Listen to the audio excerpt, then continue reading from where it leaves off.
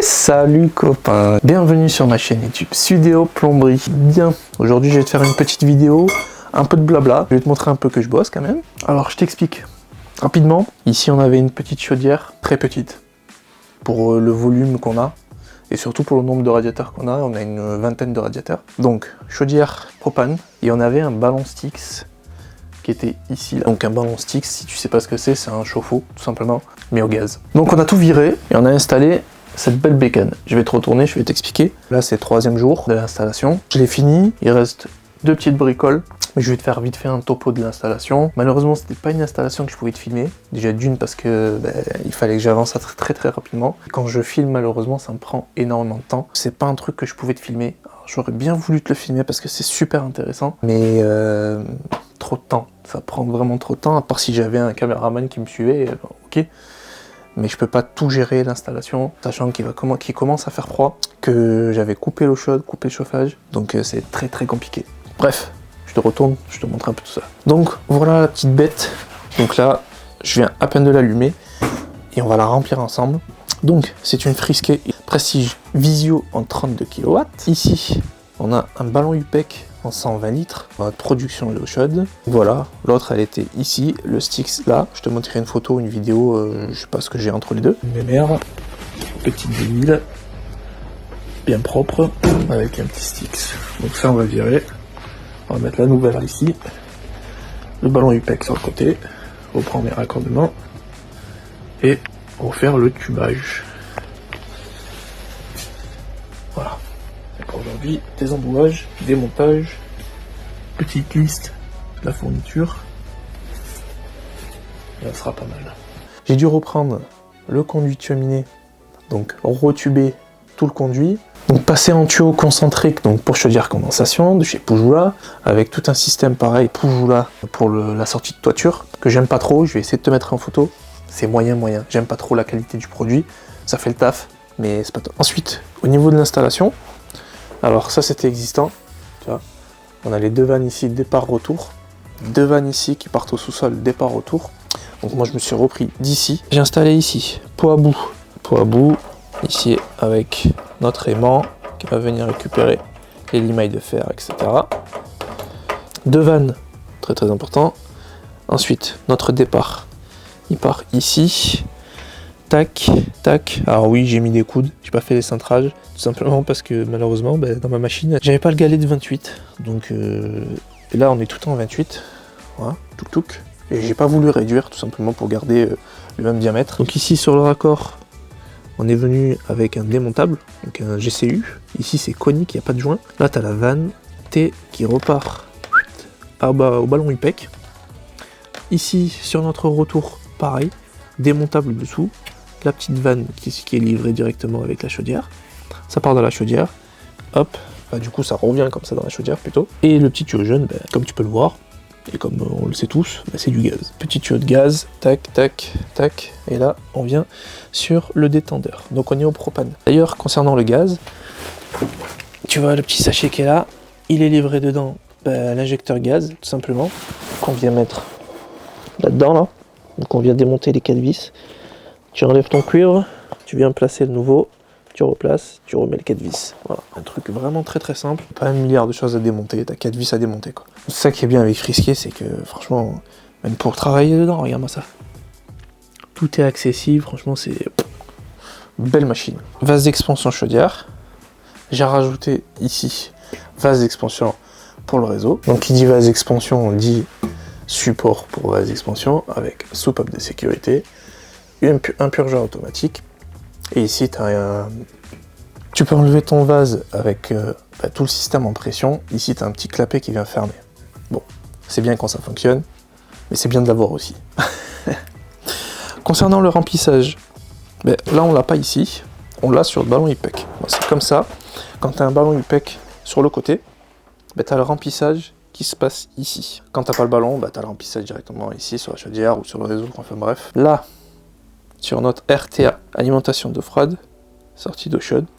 Donc on vient se raccorder là. Ici j'ai rajouté un réducteur de pression, un groupe de sécurité, toujours très important. Et après on part à l'eau chaude ici il y a le chaude à la maison. Tout simplement. Pour le réglage de température, il se fait ici.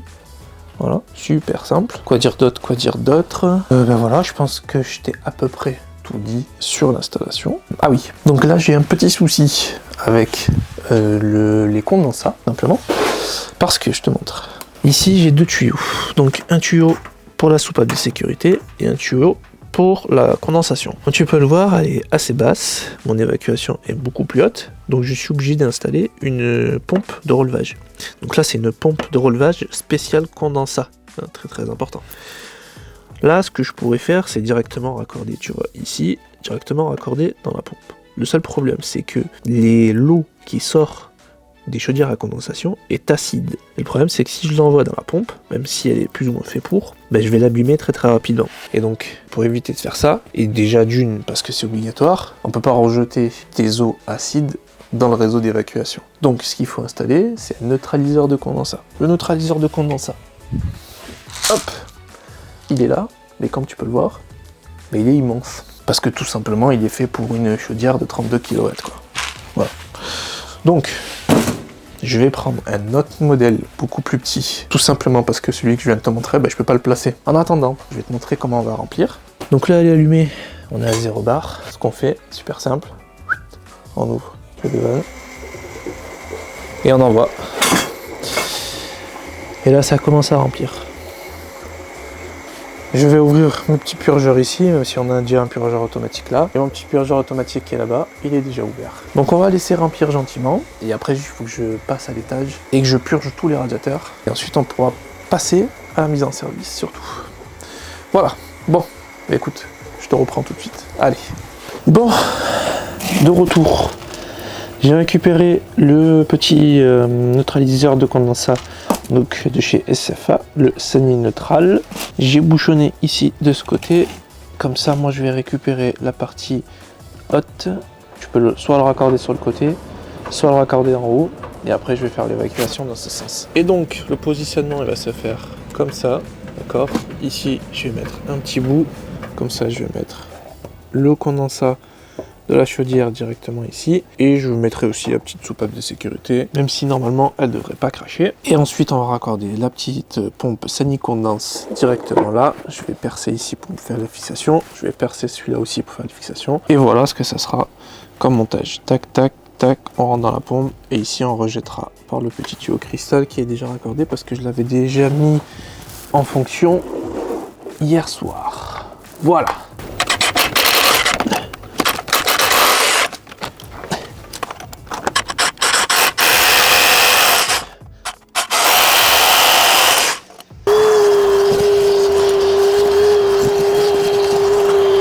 On va venir positionner ça dedans. Normalement, voilà, ça s'emboîte nickel. Ensuite, au-dessus, on va avoir ça. Là, je vais mettre un petit morceau comme ça. Je vais rallonger ici parce que lui, à mon avis, il va être trop court. Ah ouais, c'est pas mon avis, c'est sûr.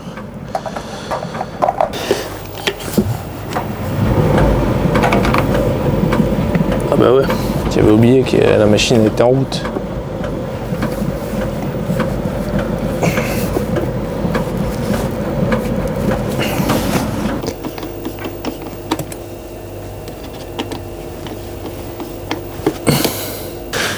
Alors lui, on va le recouper.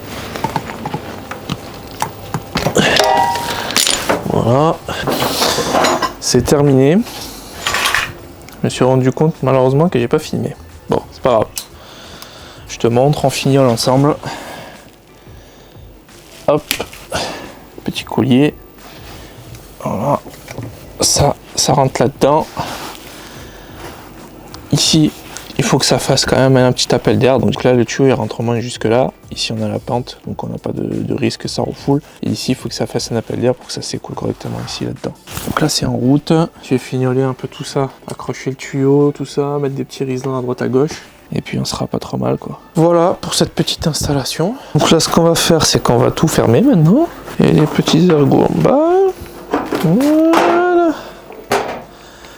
Nickel chrome.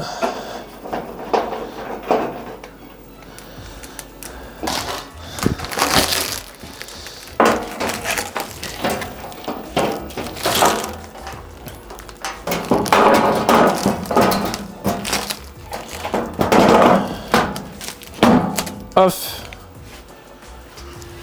Ah, on est bon.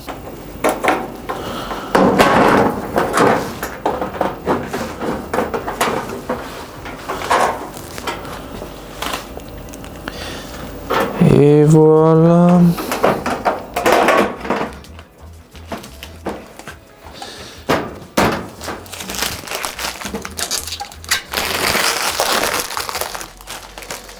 Bon, ben voilà. Installation terminée. C'est tout nickel. Voilà, là c'est en fonctionnement. Là, on a la pression réseau à virgule de bar. On est bon. Ça, c'est la température demandée au niveau du thermostat. Ici, ça va être du coup ta consommation. Et on revient sur le menu principal. Là, on est en mode auto. Là, on peut choisir pour l'eau chaude plusieurs possibilités. Il y a un truc qui est vraiment pas trop mal, c'est l'écho avec l'horloge là.